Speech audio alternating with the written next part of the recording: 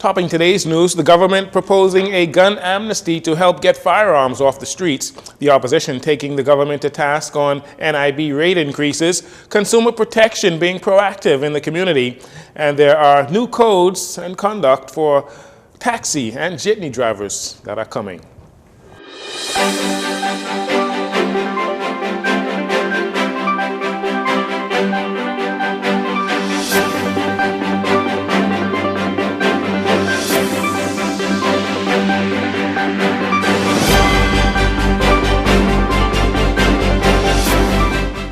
Good evening, Bahamas. I'm Jcn News. This is your JCN Evening News. It's a pleasure to have you join us.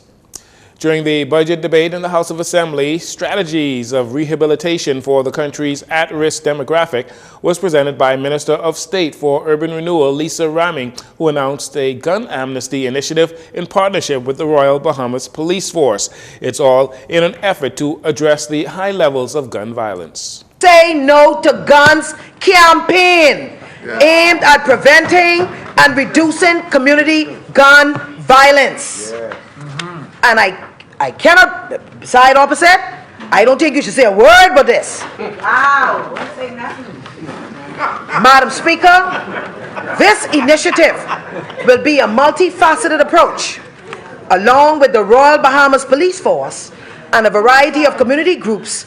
We will embark on a massive campaign through the length and breadth of the Bahamas. And of course, the projected cost for this campaign is projected at $100,000. And Madam Speaker, that message received, what we want them to receive, will be televised, radio airways, social media with anti-gang campaign ads. We'll conduct campaign rallies at our private and government schools. We will do community walkabouts and encourage residents to join in. Produce flyers and billboards. She expands on plans that her ministry has in store, one of them being the Second Chance program. Our men who leave prisons sometimes become homeless, they're unemployed, they lack formal education, impoverished, and they are unable to make it in the conventional world. And unfortunately, several of them are rearrested for a new crime with a very short span of time, which drains our country's resources. I am pleased to announce that after much planning and tweaking at Urban Renewal, we're set to launch our Second Chance program. We have assembled a group of passionate community leaders under the leadership of Dr. Henry Higgins and Bishop Arthur Evans, who's present, to spearhead this program.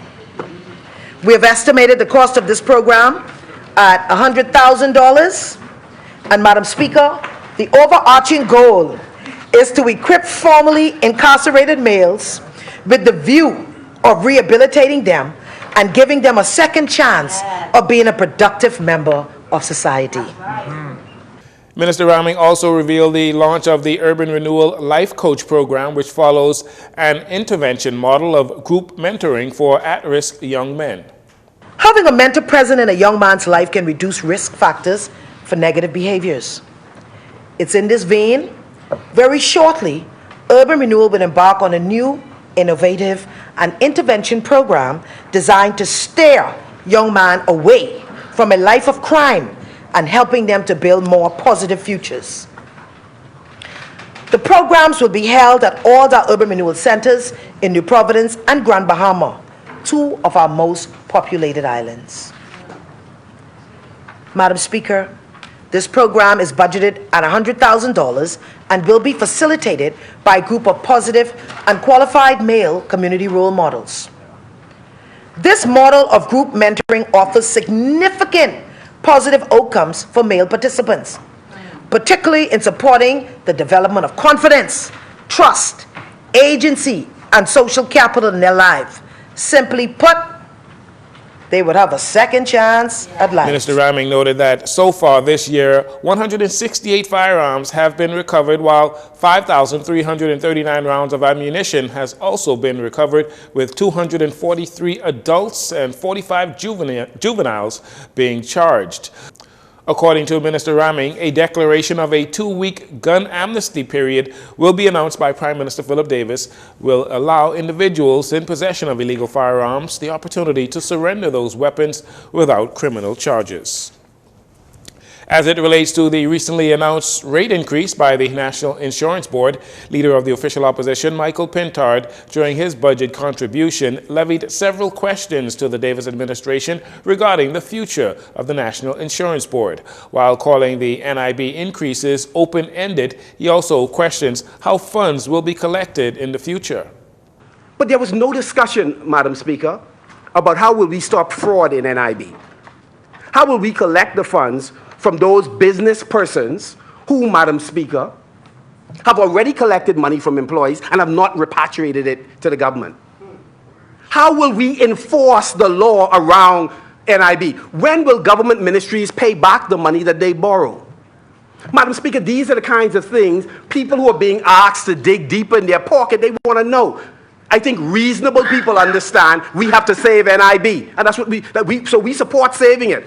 But we want to save it and understand that there's a holistic plan in order to deal with it. And unfortunately, this administration loves to deliver, here's the big problem, here is our narrow, linear solution, but without looking comprehensively at what the issue is. And so Madam Speaker, we are concerned.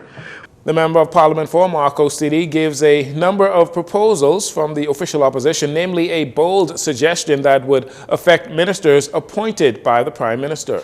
Madam Speaker, we propose that the government do the following. 1, the Prime Minister should cancel the appointment of any minister, chairman, ambassador, or consultant who has failed to eliminate their or their company's NIB arrears, despite officials attempting to settle the matter.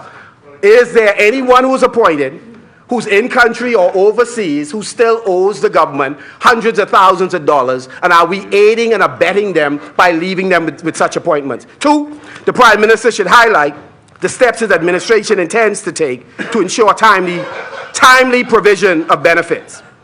NIB should be bullish in collecting funds from employees who are holding out on turning their employees' money over.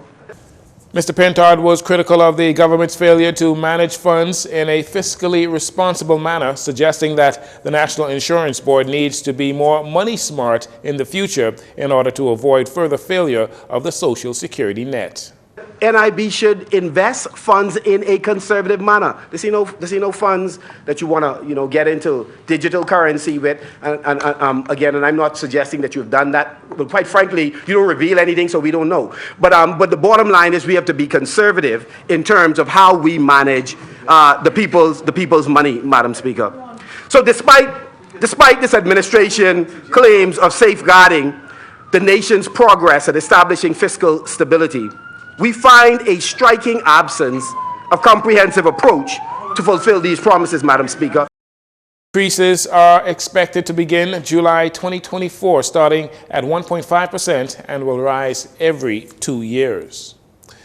In an effort to counter misinformation and to proactively address consumer matters, the Department of Consumer Affairs and their price control officers visited the Golden Gate SuperValue food store to sensitize the public about the role and the job of the department. Telling more is Price Control Inspector Jcn Johnson. And we are here to basically, like I said, sensitize the public and let them that they can ask us any questions that they want to know with regards to price control or consumer affairs. And we are here to answer and give away just some of our information, some documentation that we have. Price inspectors are authorized under the Price Control Act to enter and inspect any premises where there are goods or services being sold. According to Mr. Johnson, although not often, there has been some instances where businesses are in breach. He says repeat offenders could face legal action. Every day, inspectors go out. We do inspections of food stores and regular stores. The food stores because they have price control items. The regular stores because the law says that every item must have a price tag affixed. So we have to go to just about every store that has something displayed for sale. It's not often, but we do find some. Like some places we'll have where some items are not priced. Some things will be overpriced. But if it's not like on an extensive level. We normally ask them to change it. If it's a repeat occurrence, then we'll have to take legal action. All right, but normally we just ask them to change it or to correct the issue. Some of the older stores have been around longer, and they are they're quite aware of price control because we've been going to them longer. And some of the mom and pop stores are really unaware of some of the rules and regulations of price control. So when we go there, we tell them. All right, we inform them, and most of the times they comply. Consumer Protection also has the mandate to ensure rent compliances are being met between landlords and tenants. And we are here to basically, like I said, sensitize the public and let they can ask us any questions that they want to know with regards to price control or consumer affairs, and we are here to answer and give some of our information, some documentation that we have. Basically, the Rent Control Act, like I said, the rules and regulations are still there. What we do, we mediate based on the rules and regulations that are there between landlord and tenant, because landlords and tenants have certain rights that need to be adhered to. So we make sure that the landlords and tenants know what their rights are, basically. The Department of Consumer Affairs is now located just off Tonic Williams-Darling Highway. For more information or to make a report, you can dial the hotline at 376-1157. When it comes to defending the party, PLP Chairman Fred Mitchell is tireless. On Wednesday, Chairman Mitchell defended the Davis administration against what he describes as a fool's errand by the official opposition led by former Prime Minister Dr. Hubert Minnis, who is calling for details surrounding the lease agreement for the building the government recently rented to house the offices of the Consumer Protection, and that is located on the Tonic Williams-Darling Highway. The opposition Free National Movement is on a fool's errand in their capacities as chair of the Public Accounts Committee. They issued a summons, I am advised, to public officials in the Ministry of the Public Service to bring files related to a building which the government is said to be renting. They are on a fishing expedition. The problem is there are no fish in that lake. They are barking up the wrong tree, up a creek without a paddle. Former Prime Minister Hubert Minnis raised this same matter in the House of Assembly, and Minister of State Pia Glover-Roll went through this painfully, explaining all the steps that were followed to be sure that this was an arm's length and transparent process. Meanwhile, Mr. Mitchell, who is also the Minister of Foreign Affairs and the Public Service, reminded the opposition about their own actions in relation to leasing buildings while they were in government. Our F&M friends continue up this creek without a paddle, seeking to find scandal where there is none. They, of course, have conveniently forgotten that Dr. Hubert Minnis, when he was Minister of Health in the F&M government, rented his own building to himself and got a pass from the F&M government to do so. They've forgotten that some $2 million of good Bahamian taxpayers' money, those dollars were spent renting a building by the F&M, and no one ever occupied the building. The PLP finally canceled the lease. So while they're seeking to dig a grave for us, they should not be surprised that they're also digging their own grave. Both Public Service Minister Pia Glover-Roll and Economic Affairs Minister Michael Halkitis have denied any wrongdoing in the process of executing the lease for the building. Meanwhile, the documents are now before the Public Accounts Committee and are expected to be tabled in the House of Assembly very soon. And finally, in this segment, government officials, including Governor General Sir Cornelius A. Smith, past and present Prime Ministers, Deputy Prime Minister Chester Cooper, and the official opposition, all signing the Book of Condolences in the foyer of the House of Assembly this morning for the late George A. Smith, signatory to the Bahamas' Constitution, former cabinet minister, parliamentarian, and diplomat who died on Friday, May 26. Prime Minister Philip Davis recently hailed Mr. Smith as a giant of a man who served the Bahamian Parliament for 29 consecutive years from 1968 to 1997. Echoing similar sentiments in Parliament Square this morning was former Prime Minister Perry Christie. The circumstances at that time were such where a difficult situation could have resulted for a person stepping forward. And so those men who were on the front line those days are heroes and must always be considered to be so. George went on to serve in the cabinet, to be a part of the constitutional talks, to be a signatory to the Constitution, and therefore a defining role in history. He was an outstanding family island representative. And that is important because in those days, the majority of the population being in New Providence, then in Grand Bahama, you would have expected policies then calculated to impact the largest part of the population. George never ever abandoned Exuma, and even after he left politics, long after he left politics, George was a good representative for Exuma. Former Prime Minister Hubert Ingraham reminisced on the 50 years of friendship that he and Mr. Smith shared, dating back to 1972, noting that George Smith made a great contribution to the Bahamas. He traveled and made his constituency elsewhere in the Bahamas, and he was a minister of local government while I was a backbencher between 77 and 82, and he was very helpful to my constituency and to myself. He was a very affable person, personable, very devoted to his constituency, and very supportive of his constituents. A very prominent Exumian told me the other day how when he was in university, how he was very pleased to receive from George on a monthly basis $100, which was good money for him as a student. I last saw George at the Exuma Regatta. We spent lots of time together, we hung out together, and his passing is a great loss for the Bahamas. You know?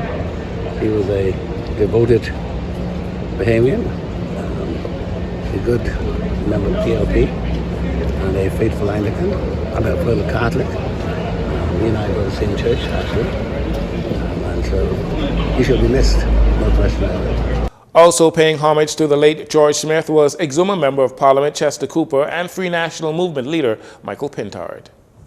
History will show that the Honorable George A. Smith has been an iconic Member of Parliament and member of the Cabinet, one of the founders and signatories.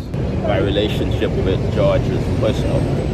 As the long-standing former Member of Parliament for Exuma, I've had occasion to interact with him virtually all my life. He has been a mentor in politics. He's one of the memorable members of Parliament for the island of Exuma. He has been a mentor and a friend to me. One of the things that stood out to me growing up is how humble he was, notwithstanding his stature. And that is an excellent lesson for today's politician who seem to take on airs, and that arrogance sets in fairly quickly, and that has accounted for various administrations losing over time. A state funeral will be held on Friday, June 23rd at the St. Francis Xavier Cathedral, West Hill Street, beginning at 11 a.m. Following the state funeral, Mr. Smith will be cremated in a private ceremony. He was 82 years old. We'll take a break here. We'll be right back after these commercials.